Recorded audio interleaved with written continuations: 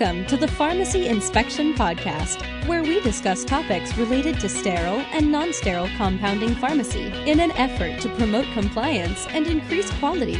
The Pharmacy Inspection Podcast is a member of the Pharmacy Podcast Network, delivering quality and meaningful conversations and discussions about our pharmacy industry and the critical role pharmacists play in our healthcare systems.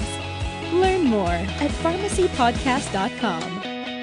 Please welcome your hosts, Brian Prince and Seth DePasquale.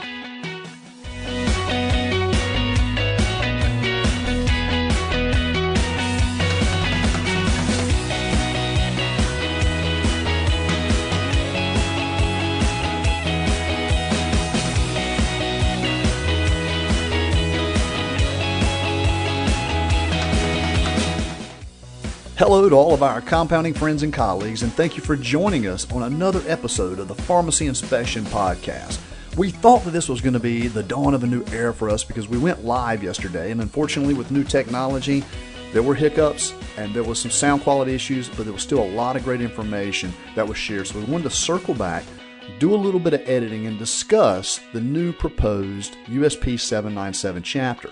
The last time we saw this chapter was in September of 2015, thereabouts, and there were so many comments back to the USP expert committee that they ended up having to hire people to go through all the comments. The good news is they took a lot of that into account, and so that's why we're here today. We're here with our good friend John Pritchett from the ACHC to discuss his thoughts and some of the high points that he saw in the chapter. This will be a continuing, ongoing conversation, but let's jump in and let our friend John give us some of his thoughts on the new proposed chapter. The chapter, this version of it, it points pharmacies, I should rephrase that. It's where I know us at PCAP have been pointing pharmacies for quite some time. There's a lot of things in current 797 that are, they're either misunderstood, they're misinterpreted. There's references used that, they're buried down in footnotes, or they're way back in the back in some of the appendices and things like that. And, I've been really happy that the chapter came out and made it much more readable, more understandable, pointed out better where those things came from. Using CETA, for example. That's just blatantly put in there. It's not buried in a footnote. So, I have to applaud USP for that. It's creating a much better document. And then I'm also real happy that a lot of the stakeholder comments were taken into account. I know something that Seth wanted to talk about was some of the differences between the previous draft that was out there and the current one. And I have to say they're huge. I mean, there's some pretty significant things in there, things like training, things like viable air sampling that hold back very much from the first draft. And some of those things that concern pharmacies both from a workflow perspective and a financial perspective. So I'll be glad to get to those in a minute. Seth, are you back on with us?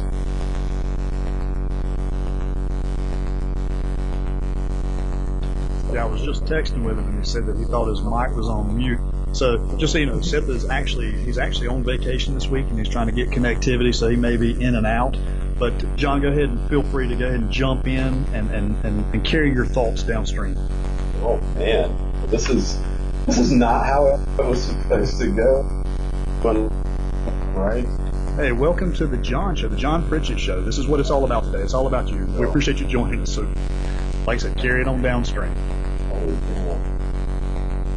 All right, well, I'm going to go into a couple of things that Seth had actually pointed out. So, let's do this. Actually, guys, listening, if you're doing the live podcast and paying attention, hopefully you've got a copy of this already. So, first things first, if you have not downloaded the new chapter and taken a look at it, I want you to do that. So, you can go to USP's website and first off, get signed up. They do have a link available where you can get locked in for updates on the chapter. If you're part of the PCAP family, you should have access to USP standards. If you're not PCAP accredited, you may not have that yet. go on and get the chapter.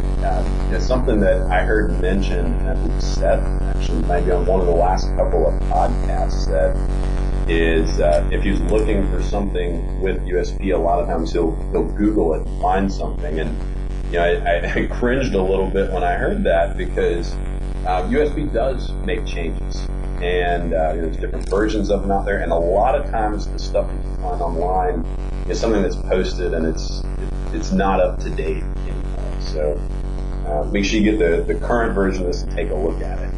And I think with what we've seen with this revision, I mentioned this earlier, but it seems like USP took a lot of the comments and took them to heart. So just so that you guys are familiar, when you get the revision, it'll actually come with each line number. And what you have the ability to do is go by the numbers and make comments back to USP, and they actually do read all those.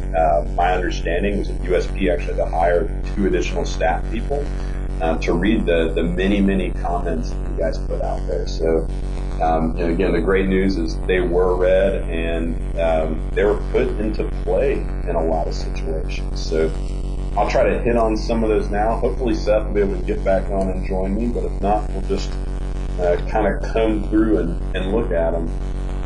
Yeah, thanks. And sorry about all the technical issues from yesterday, but let's do this. Let's get back on track. So first thing you notice when you look at the chapter is that there's new risk categories. And this isn't anything different necessarily from the last revision from 2015. It was sort of introduced that rather than having risk levels like low, medium, and high, we now have risk categories that are just category 1 and category 2. And they're not defined necessarily by the level of risk. It's primarily, to quote the chapter, primarily based on the conditions under which they are made, the probability for microbial growth, and the time period within which they must be used. So if we're doing for example, a category 1, you technically don't even need to have a clean room. You have to have some kind of primary engineering control, but not a whole clean room. But keep in mind that if you're going to claim this category 1, it comes with beyond use dates as well. So it's connecting, the chapter is still connecting the risk of how you're compounding it with the beyond use date. So I think that's really important. I have to be honest, I don't like the idea of taking the risk out of it just in the name. Maybe that's just semantics, but I like the idea of having low, medium, and high risk categories. But that is still very much entrenched. The idea of risk is still at the center of all this. They literally just took risk out of the name of the low, medium, high, and sort of simplified it a little bit. So, John, let's talk about beyond use dates. I mentioned earlier that things that are done in a segregated compounding area, this category 1 of sterile compounding, those get a 24-hour refrigerated or 12-hour room temp BUD, and that's pretty cut and dry and straightforward. And that's usually used in a situation where you're going to have relatively fast administration. So a lot of times that's going to be something like an ambulatory infusion center, some sort of physician dispensing suite where you're doing everything on site. So that'll work in those situations, but for most of the pharmacies that I know I work with through our accreditation programs, you're dealing with outpatient type stuff. You're dealing with either home infusion type things. You might be doing high risk compounding where you're making things for people and animals. And so you're going to fall in that category 2 area. And so looking at the original table, so I say table 12, if you've got the document open to 797, this is line 1672 is where this begins. So the first revision of this chapter for setting BUDs gave us a huge table that you went by, and it broke things down by how they were prepared, whether it was aseptic or terminal sterilization. It went through whether you had a sterility test done. It went through whether you had a preservative added. It went through your starting components, whether they were sterile or non-sterile. And it created a rubric that was fairly confusing. And two, most compounders found it fairly limiting. In current 797 today, we have our beyond use dates for low, medium, and high risk applications. And then there's steps that we can go through to extend the beyond use date. So that'll include sterility testing, maybe endotoxin, depending on the size of the batch, and then a justification for that longer beyond use date. In the first revision of 797, we had we had a change there of maximum beyond use dates. So in most situations, I think the longest BUD you could get on anything was at a frozen temperature was 45 days. And then in a lot of cases, it was 28 to 42 days, depending on sterility testing and that sort of thing. But it looked like it was going to make larger scale production of sterile compounds very difficult.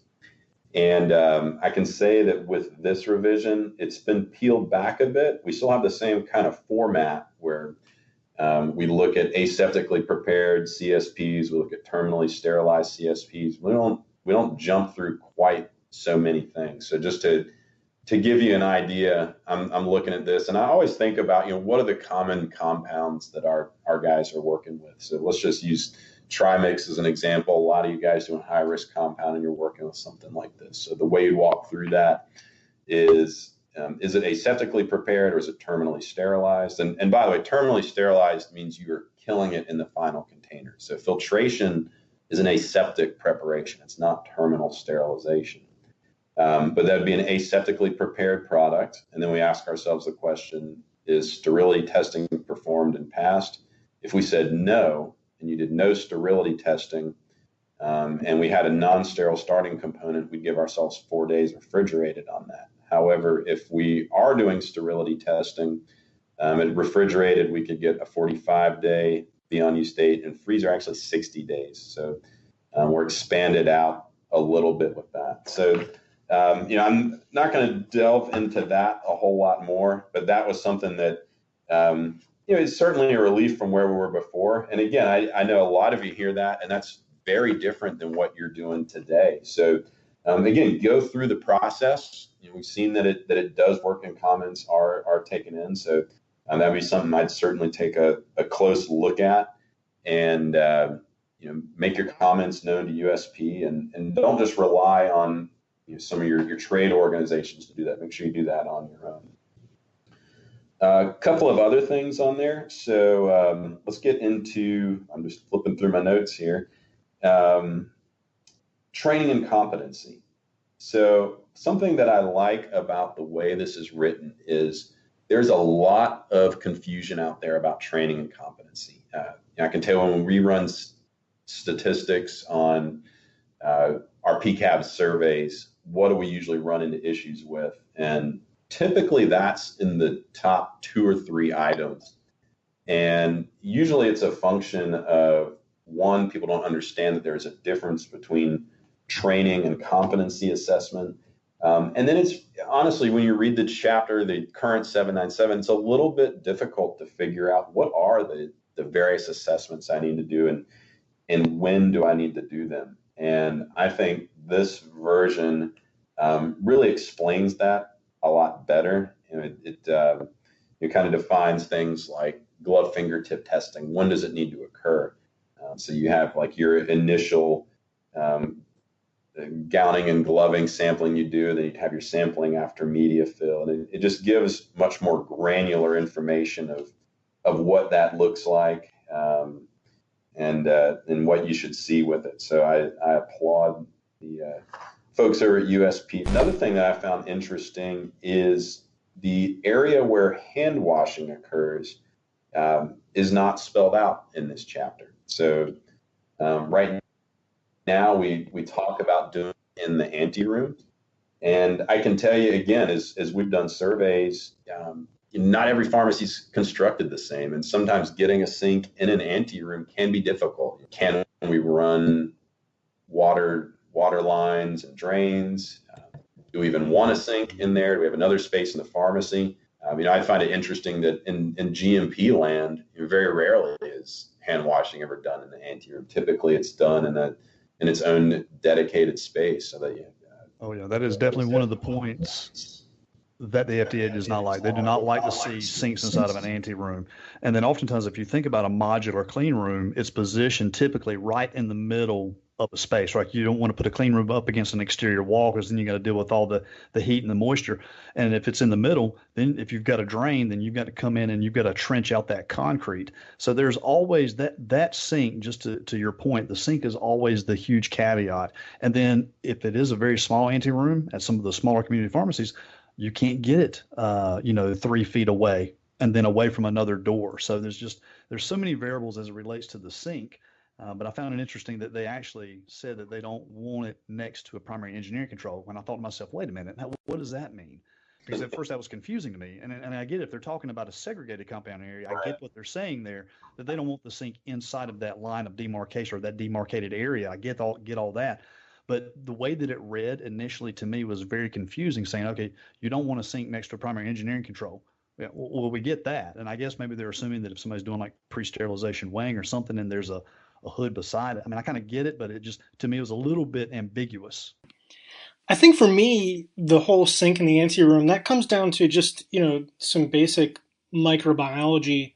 The basis for life is water and some nutrients, of course, but water is a big thing there, and having a water source in the clean room itself is just honestly it is a source of contamination, which is the biggest reason why in GMP land, as John put it, it's not in there, and they absolutely frown upon that. There's a few things that if you have a contaminated product that you're going to look to. Water could be one of those things, especially given what contamination you're actually looking at. Is this a gram negative? The other things you'd look at your environment, materials, the gowning procedures. There's a litany of other things, but to start out with a sink in your clean room in the ante room where you're gowning, it just generally is not a great idea. I think where they're headed, and this is just me thinking out loud, so I could be wrong about this, but it's wanting pharmacies to validate their own processes. It's not, let's prescribe for you one method and then you've got to figure out how to fit it into this box. It's more, you come up with your method and you validate that. And this is something we talk with pharmacies about a lot too, is show us that process works. You have the ability. I mean, we do this, initial gloving and garbing competency on our sterile compounders really once, going by current chapter, and we don't necessarily have to repeat that. And that's something that, a glove fingertip test doesn't take a lot of effort. It doesn't cost a lot to do. That's something you can use to validate your process and show data of this person can get into this room. We have this kind of data to back it up. And I think that's really what they're trying to steer people towards, is really validate that process. So again, I think that was a good thing and a nice change. Kind of going along that line too, just something I made a note on is there's been a lot of confusion about what's the proper way to gown if you're using an isolator. So a containment aseptic isolator or a khaki, the kind that's used for hazardous drugs, but it gives granularity on the gloving for that. So it talks about using a disposable glove inside the gauntlet and then a sterile glove over the gauntlet glove. So it's always been a point of contention for a lot of pharmacies. Now we've got a little more guidance on that to point it out. Yeah, just to back up a little bit, and across the board, no matter what gowning or risk level we're talking about, you're going to want to redo competencies every 6 months. And there is one other thing I wanted to mention there, is that they made a very specific thing in terms of drying your hands, that there's no hand dryer in any of the language whatsoever, because just generally speaking, again, a hand dryer, if you think about it, it's blowing high velocity air that should be HEPA filtered if it actually is in the clean room, but it's blowing air out. It's going to be stirring up a whole bunch of particulate that's on the floor, and just, it's, again, sort of like the sink, just not a good idea. So anyone with hand dryers in your clean rooms, please get them out. Use low linting wipes to dry, and I suppose the very best thing to do would be air dry, drip dry, but yeah, that would take way too long. So the next best thing would be to use some low linting wipes. They're not required to be sterile wipes. Just to throw that out there, that would probably be more of along the lines of a best practice. But yeah.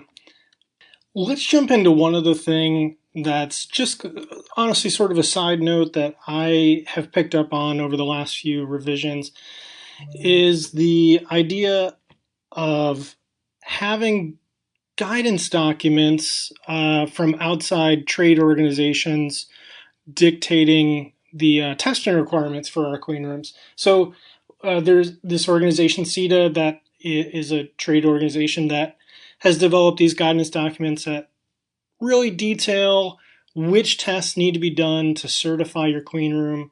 And if you look at those guidance documents, what they have done is just taken a whole bunch of other documents from ISO, the FDA, IEST, and compiled a lot of that information together in one nice, neat little document.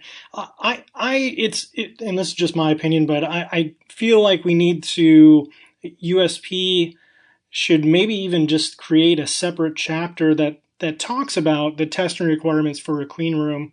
I don't know, whatever chapter number is available, and just we need to standardize the reporting form for testing requirements. This is another thing that is a big bone that I have to pick, is that, like, I feel like a lot of pharmacies don't really look at that report. It's not standardized across the board. You have one organization or one company, come in, test your clean room, and it'll look like this. And then another company may come in 6 months later, and then it looks completely different. And you're looking for, where is this information? And you really have to kind of pick pieces out of it. And I do have an issue with that, because it makes the whole certification process a little confusing to pharmacists. If there was some pharmacist input on some of this stuff, maybe some of that confusion would be taken out of the picture. I feel like we do need to be educated in this stuff, how the clean room works, what is exactly tested. Why are those tests actually important? Like, what is a HEPA filter leak test? What do you have to do that? And if it passes, what does that mean? Like, great, all right, we got a green checkbox and we're good to go for another 6 months. But what does that stuff actually mean? So I implore USP to think about having this done in-house rather than having an outside organization dictated for us. One thing that I am very happy about, though, is the term highly pathogenic organism has been taken out of the standard. And this comes down to a couple things. So in previous revisions, they had talked about these highly pathogenic bacteria that, if we're infected with them, can be very problematic, and that's true. But if you think about this, take this one step further, and who is usually getting injections of some sort? It's usually I guess it could be anybody, but your typical hospital population may be the very young or very old, the immunocompromised patients. And whether you're taking a healthy person or a not healthy person, if you're taking some kind of foreign substance of any kind, it doesn't even necessarily have to be bacteria, that can be extremely problematic. It really depends on where you're injecting it, I suppose, that how problematic it would be. Obviously, from 2012, we saw with the NECC thing that fungal meningitis can obviously be really bad, but substitute the fungi out of that and put in some other bacteria, it still would have been an extremely bad event for all of that to have occurred, because you're injecting into a space that doesn't really have any immune system to speak of. So, the highly pathogenic organism thing has been, people have educated me on it, to be honest with you, and microbiologists that have been in this business for 45 years, and they're like, that doesn't really matter. So I really applaud them rethinking that terminology, because it makes it a little confusing. And it makes us think that, all right, well, if we just take care of these highly pathogenic bacteria, then we're all set, right? Good to go? No, the overall goal of your clean room is to keep contamination out. It's all about contamination control, and it doesn't really matter what bacteria is in there. It just shouldn't be in there. But that being said, let's not go completely overboard. If people are involved in the compounding procedures, there's going to be bacteria. That's just unfortunately the way it is. It's how things work. We are the biggest contaminating factor in this whole equation. So you're going to have bacteria. The goal is to limit that bacteria. Again, to say contamination control. And speaking of bacteria, let's move on to the action levels. USP has very clearly defined and taken some ambiguous language out of the chapter. They've clearly defined action levels for both surface and air sampling, and there's not enough being said about looking at these terms in terms of risk. Depending on the area being sampled, how much does it matter whether there's a CFU in that location? So, if we're talking about our ISO 5 environment, USP says that it should be limited to no more than 1 CFU when we're talking about viable airborne particle sampling. If we're talking about the ISO 7, no more than greater than 10, and ISO 8, no more than 100. If you're exceeding those levels, 1 CFU for 5, 10 CFU for 7, and 100 CFU for 8, you need to remediate that in some way. You need to have an action plan in place based on looking at identifying the bacteria and then taking the proper steps basically to remediate that issue. And there's a whole way of going about that, and I really think it begins with identification of down to the genus. You can then figure out maybe the source of that bacteria. Maybe it's a people, a staph, Staphylococcus, and then you would look at maybe your gowning procedures. If it's a gram-negative, maybe that's a water source bacteria, and you'd look at what water sources are we bringing in here. So on and on and on with that. So I think that I really like the idea that they have clearly put in place. These are your action levels for your surfaces and your air sampling, and you need to remediate this if that is an issue. And again, it goes back to contamination control. I do think, however, though, that all of this needs to be looked at in terms of risk, and I sort of said that at the beginning of this, in that, all right, if we have 6 locations that we're doing viable sampling, and there's one in the corner of your buffer room, and you've exceeded that level, is that the end of the world in your ISO 7 in the corner away from your PEC, your primary engineering control? Is that the end of the world? It depends. I know people don't really like that answer, but it really does. And that's where we as pharmacists, I feel like we have to almost step up our game in terms of our microbiology knowledge and really just kind of brush up on some of the basics. It depends. If you have, it depends on the location, how the proximity of that bacteria to your product and your processes, your preparations. How close is it to that area? Certainly, you do not want any bacteria in your ISO 5, your primary engineering control, because that's the closest you can get to your preparations. One other thing, and then I'll pass this over to John, that I want to talk about is the cleaning schedules.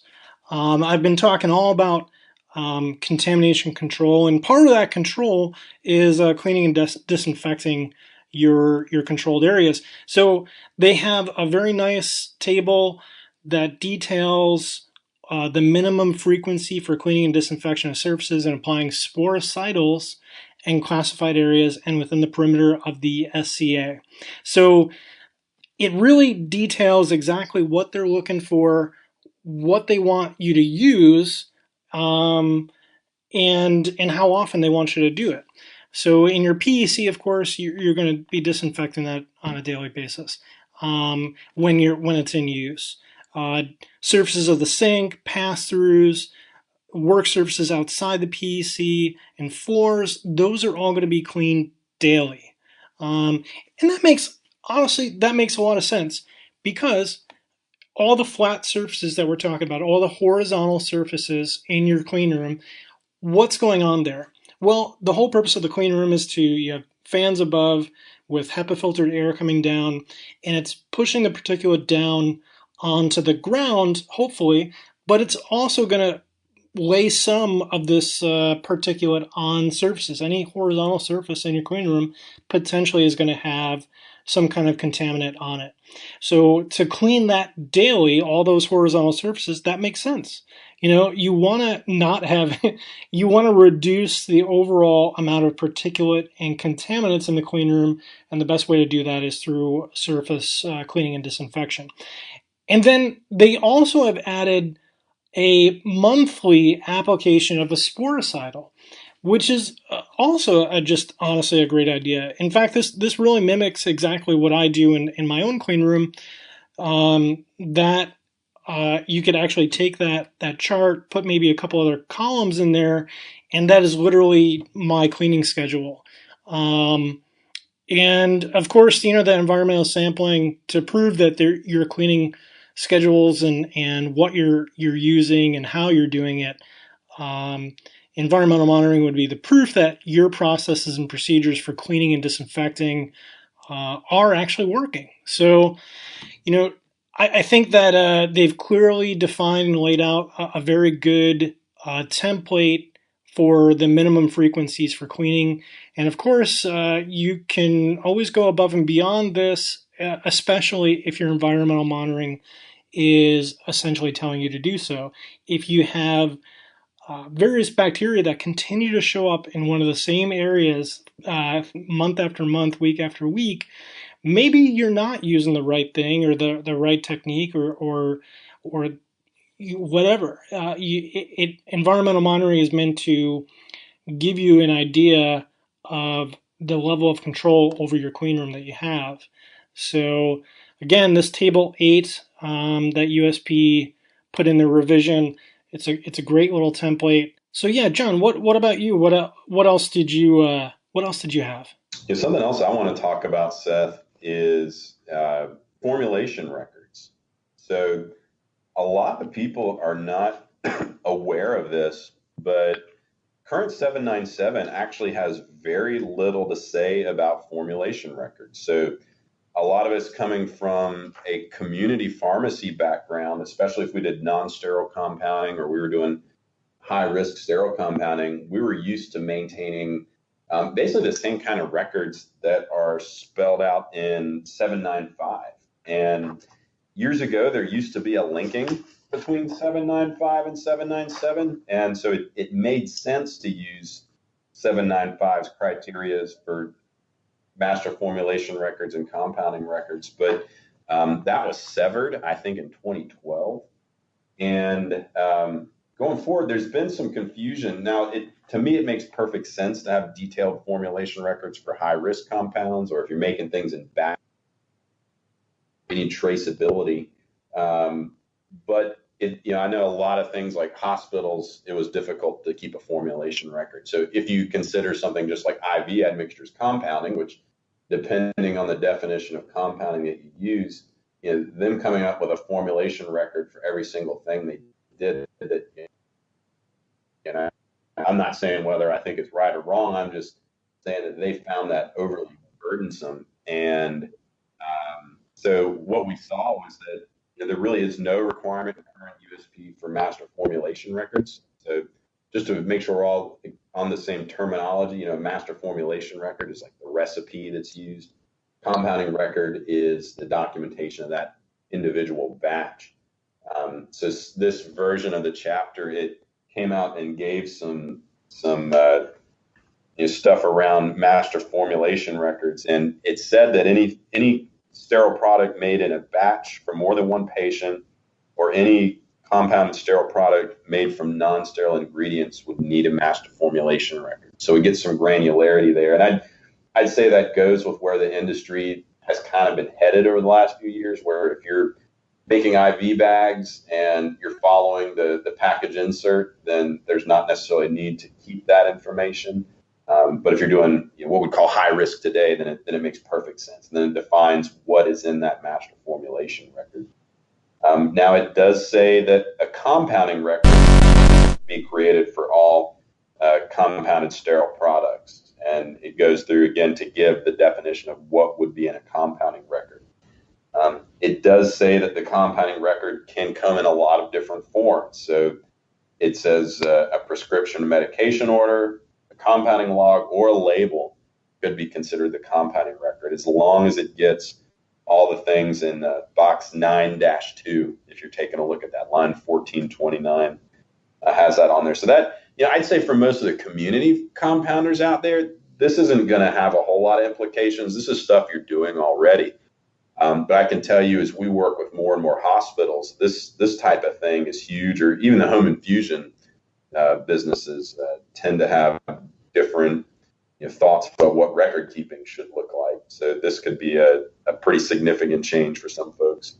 Well, I think we based on the time of where we're at and where we're aiming with the podcast, I'm going to suggest that we call this a wrap. Mm-hmm. And either we record what we wanted this to sound like and put it out, or we set up another time and maybe when Seth's not hanging out at Starbucks, and see if we can get this to pan out better. What do you guys say?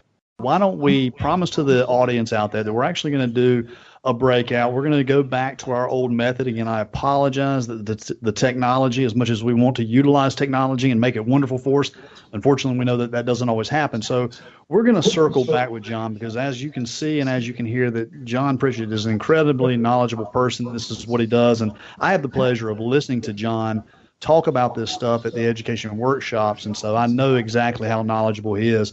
So I know everyone would love to have you back, John. And so what we'll do, like I said, we're going to circle back. We're actually going to do some recorded sessions. It'll completely clear up all of this audio, and we'll be able to dissect this chapter a little bit, because I know that you also sat in at that USP expert committee meeting. What was that? Probably about 6 weeks or so ago, and that you had some notes and some things that you also wanted to bring up from that too. And so we're going to park a little bit and say thank you to our audience for joining us here. And hey, we'll circle back. Guys, until we meet again, keep raising the bar.